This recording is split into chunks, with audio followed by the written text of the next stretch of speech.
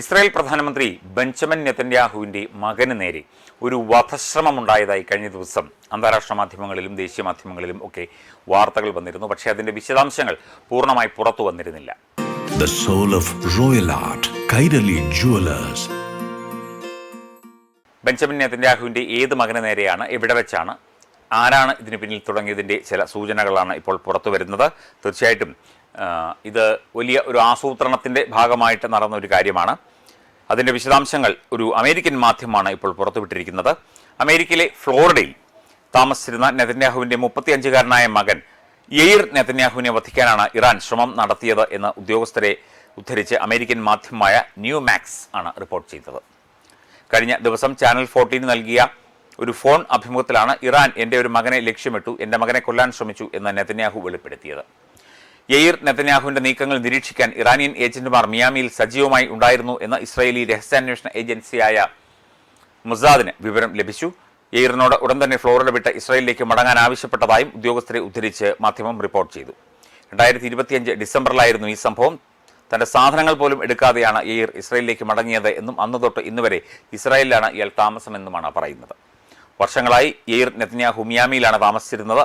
അവിടെ അദ്ദേഹത്തിൻ്റെ ആഡംബര ജീവിതശൈലിയും സ്റ്റേറ്റ് ഫണ്ടിൽ നിന്നുള്ള സുരക്ഷയും ഇസ്രായേൽ രാഷ്ട്രീയ വിവാദങ്ങൾക്ക് ഇടയാക്കിയിരുന്നു.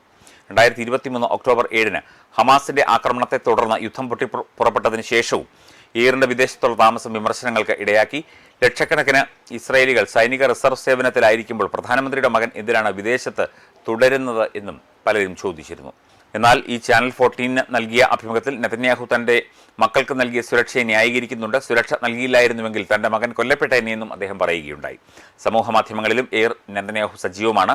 ഇസ്രായേലിലെ രാഷ്ട്രീയത്തെക്കുറിച്ച് നിരന്തരം അഭിപ്രായങ്ങൾ പറയുകയും പിതാവിൻ്റെ രാഷ്ട്രീയ എതിരാളികളെയും സർക്കാരിനെയും വിമർശിക്കുന്നവരെയും മാധ്യമപ്രവർത്തകരെയും ഇയാൾ രൂക്ഷമായ ഭാഷയിൽ വിമർശിക്കാറുണ്ട്. തീവ്ര വലതുപക്ഷ പ്രവർത്തകനും പോഡ്കാസ്റ്ററുമായ അദ്ദേഹത്തിന് യൂറോപ്യൻ അമേരിക്കൻ തീവ്ര വലതുപക്ഷ രാഷ്ട്രീയക്കാരുമായും പൊതുപ്രവർത്തകരുമായും ബന്ധമുണ്ട്. നെതന്യാഹുവിന് 2 ആൺമക്കളാണ് ഉള്ളത്, ഒപ്പം ഒരു മകളുമുണ്ട്. അതിൽ ഏത് മകനെയാണ് 2025 വധിക്കാൻ ശ്രമിച്ചത് എന്നുള്ള കാര്യം ഇത്രയും നാളുകൾക്ക് ശേഷമാണ് പുറത്തു വരുന്നത്. ഇവരുടെയൊക്കെ ജീവിതം നമ്മൾ ഊഹിക്കുന്നത് പോലെയല്ല. ഇത് ഒരു മനസമാധാനത്തോടെ ഒരു നിമിഷം പോലും കഴിയാൻ പറ്റാത്ത അവസ്ഥയിലാണ് ഇത്തരം വലിയ നേതാക്കളും അവരുടെ വേണ്ടപ്പെട്ടവരും അവരുടെ കുടുംബവുമൊക്കെ എന്നതാണ് മറ്റൊരു കാര്യം. അത് തിരിച്ചങ്ങോട്ടായാലും അതെ, ഇപ്പം ഇറാനിയൻ സ്ഥാനപതികളോ അല്ലെങ്കിൽ ഇറാൻ്റെ വളരെ പ്രധാനപ്പെട്ട നേതാക്കളോ അല്ലെങ്കിൽ ഇറാൻ പരമോന്നത നേതാവിൻ്റെ ബന്ധുക്കളോ ഒക്കെ തന്നെ ഇത്തരം മുൾമുനയിൽ നിൽക്കുന്ന ഒരവസ്ഥയിലാണ് കടന്നു പോകുന്നത്. യുദ്ധമൊന്നിനും ഒരു പരിഹാരമല്ല. എത്രയും പെട്ടെന്ന് പശ്ചിമേഷ്യയിൽ സമാധാനം പുലരണം എന്നാണ് അവിടുത്തെ ജനങ്ങളും ലോക ജനതയും ഒക്കെ തന്നെ ആഗ്രഹിക്കുന്നത്. അതിനുവേണ്ട ശ്രമങ്ങൾ പലകുറി നടക്കുന്നുണ്ട്. പക്ഷേ ഈ ബെഞ്ചമിൻ നെതന്യാഹു ഒരു തരത്തിലും വഴങ്ങുന്ന ലക്ഷണമില്ല. അമേരിക്കൻ പ്രസിഡന്റ് ഡൊണാൾഡ് ട്രംപ് ആണെങ്കിൽ ഇന്ന് പറയുന്നതല്ല നാളെ പറയുന്നത്, നാളെ പറയുന്നതല്ല പിന്നീട് പറയുന്നത്. ഇത്തരത്തിൽ ഉള്ള ഒരുതരം ചിങ്കോത്തം കളിയാണ് കളിക്കുന്നത്, അങ്ങോട്ടും ഇങ്ങോട്ടും ചാടി കളിക്കുക. ഇത് ലോകസമാധാനത്തിന് തന്നെ ഭീഷണിയാകുന്ന ഒരവസ്ഥയിലൂടെയാണ് പശ്ചിമേഷ്യ കടന്നു പോകുന്നത്. ഈ യുദ്ധം വ്യാപിച്ചു കഴിഞ്ഞാൽ ഒരു 3ാം ലോക യുദ്ധത്തിലേക്ക് കാര്യങ്ങൾ ചെന്നെത്തും എന്ന് ചില യുദ്ധ നിരീക്ഷകരും അതുപോലെയുള്ള ചില നയതന്ത്ര വിദഗ്ധരും ഒക്കെ തന്നെ നേരത്തെ സൂചന നൽകിയിരുന്നു.